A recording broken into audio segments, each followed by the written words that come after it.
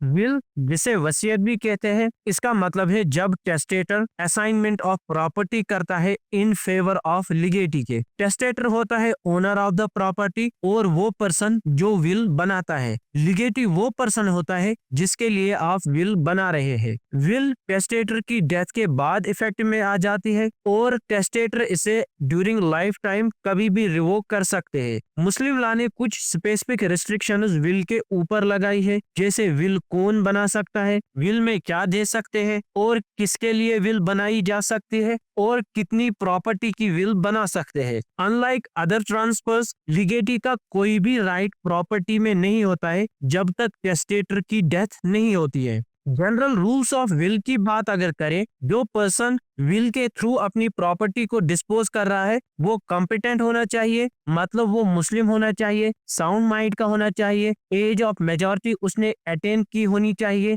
And उसके पास clear intention होना चाहिए। विल आप ऑरली भी बना सकते हैं, राइटिंग में भी बना सकते हैं, लेकिन जो विल राइटिंग में होती है वो ज्यादा प्रेफरेबल एंड ऑथेंटिक होती है। विल टेस्टेटर की डेथ के बाद इफेक्ट में आ जाती है, उससे पहले इन एनी केस ये इफेक्ट में नहीं आती है। जब टेस्टेटर की डेथ होती है, फर्स्ट हमें फ्यूनरल एक्सपेंसेस पे करने पड़ते हैं, देन अगर कोई भी डेथ टेस्टेटर का है वो पे करना पड़ता है, उसके बाद विल इफेक्ट में आती है एंड टेस्टेटर खाली 1/3 ऑफ हिज प्रॉपर्टी की विल बना सकता है, उससे एक्सीड वो नहीं कर सकता। अनदर लिमिटेशन ये है कि विल आप अपने लीगल हायर के फेवर में नहीं बना सकते। ये जनरल रूल है बेस्ड ऑन द हदीस, there is no will for legal heirs. लेकिन इसकी एक्सेप्शन ये है, अंडर हनफी स्कूल ऑफ थॉट वो कहते हैं आप लीगल हायर के फेवर में भी विल बना सकते हैं अगर अदर लीगल हायर्स कंसेंट दे तो, लेकिन लिमिटेशन फिर भी 1/3 ही रहेगी, उससे एक्सीड आप नहीं कर सकते। अगर आप किसी पर्सन के लिए विल बना रहे हैं who is not a legal higher, तो उस वक्त लीगल हायर्स की कंसेंट की जरूरत नहीं है, लेकिन लिमिटेशन फिर भी 1/3 ही है। शिया लॉ कहता है जब विल लीगल हायर के लिए बनाई गई है, अगर ये 1/3 को एक्सीड नहीं कर रही है तो उस वक्त आपको अदर लीगल हायर की कंसेंट की कोई जरूरत नहीं। अगर ये 1/3 को एक्सीड कर रहा है तो उस वक्त अदर लीगल हायर्स की कंसेंट इंपॉर्टेंट है। लीगल हायर्स बिफोर या after the death of the testator consent दे सकते हैं। अगर टेस्टेटर अब होल प्रॉपर्टी की विल बना रहा है तो वन लीगल हायर और अदर लीगल हायर्स को वो कंप्लीटली एक्सक्लूड कर रहा है फ्रॉम इनहेरिटेंस से, वो विल वाइड है एंड वो इफेक्ट में नहीं आएगी in any case. Will testator की डेथ के बाद इफेक्ट में आती है, लेकिन पहले हमें फ्यूनरल एक्सपेंसेस एंड डेट्स को पे करना पड़ता है, but before the actual division of property by way of inheritance. इसका मतलब जब टेस्टेटर की डेथ हो जाती है, फर्स्ट हमें फ्यूनरल एक्सपेंसेस पे करने पड़ते हैं, देन अगर कोई डेट्स है तो वो पे करने पड़ते हैं, उसके बाद विल इफेक्ट में आती है एंड उसके बाद आप लॉ ऑफ इनहेरिटेंस के थ्रू प्रॉपर्टी को डिवाइड कर सकते हैं।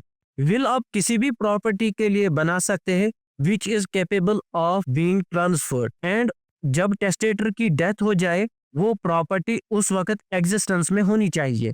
अगर विल किसी ऐसे पर्सन के लिए बनाई गई है जो टेस्टेटर की डेथ के वक्त एग्जिस्टेंस में नहीं है, वो विल वाइड है। हाउएवर अगर विल किसी चाइल्ड के लिए बनाई गई है हु इज इन द वॉर्म, तो ये विल वैलिड है अगर ये child within 6 months from the date of will born होता है।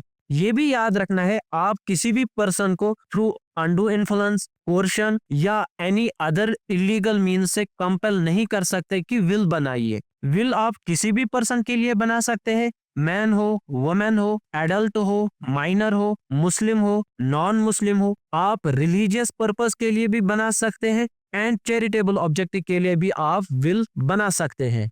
मूसा वर्सेस हाजी अब्दुल रहीम के केस में ये कहा गया कि कोई भी मुस्लिम 1/3 ऑफ हिज प्रॉपर्टी से ज्यादा विल नहीं बना सकते without the consent of his legal heirs, and legal heirs after the death of testator consent दे सकते हैं, not before. Abdul Gani versus Fakhar Jahan के केस में कोर्ट ने यह कहा मुस्लिम रिवोक एंड मॉडिफाई कर सकता है विल को at any time before death, जिसका मतलब लिगेटी का कोई भी राइट नहीं होता है प्रॉपर्टी में अनलेस जब तक टेस्टेटर की डेथ नहीं होती है। आज का वीडियो इतना ही था। अगर वीडियो अच्छा लगा हो तो वीडियो को लाइक करना एंड चैनल को सब्सक्राइब करना।